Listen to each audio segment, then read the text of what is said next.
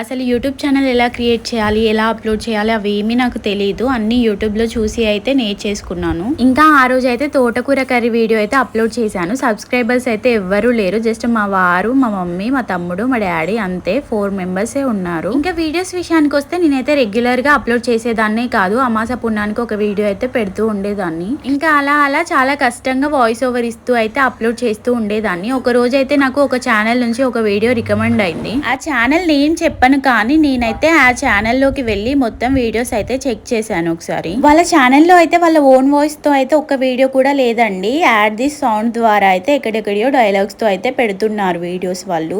ఇంకా అది చూసిన తర్వాత ఆగుతామా మనము? అంత ఈజీగా డైలాగ్స్ పెట్టేస్తున్నారు కదా, ఇంత కష్టపడి వాయిస్ ఓవర్ ఇవ్వడం ఎందుకు అని చెప్పి నేను కూడా అలాగే పెట్టడం స్టార్ట్ చేశాను.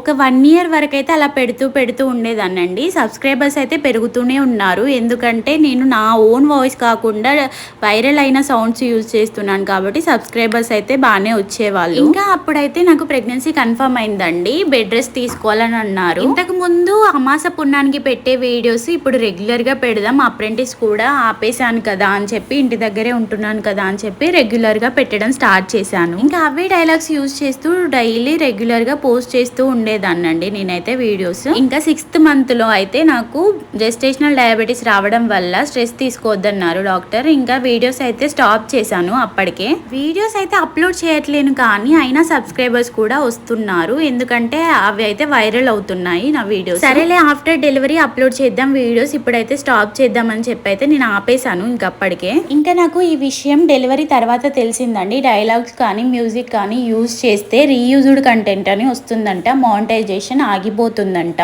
అప్పటికే నాకు 900 ఎబో సబ్స్క్రైబర్స్ అయితే ఉన్నారండి. ఇంకెందుకు రిస్క్ చేయడం అని చెప్పి అయితే కొత్త ఛానల్ అయితే స్టార్ట్ చేశానండి. ఒకవేళ అదే ఛానల్లో మళ్ళీ అప్లోడ్ చేశాను అనుకోండి, యూజ్ ఏంటి, అసలు మానిటైజేషనే అవ్వదు కదా అని నాకైతే అనిపించింది. అందుకే ఇంకా ఆ ఛానల్ అయితే డిలీట్ చేసేసాను. ఇంకా ఛానల్ అయితే డిలీట్ చేసి ఈ కొత్త ఛానల్ అయితే క్రియేట్ చేశానండి.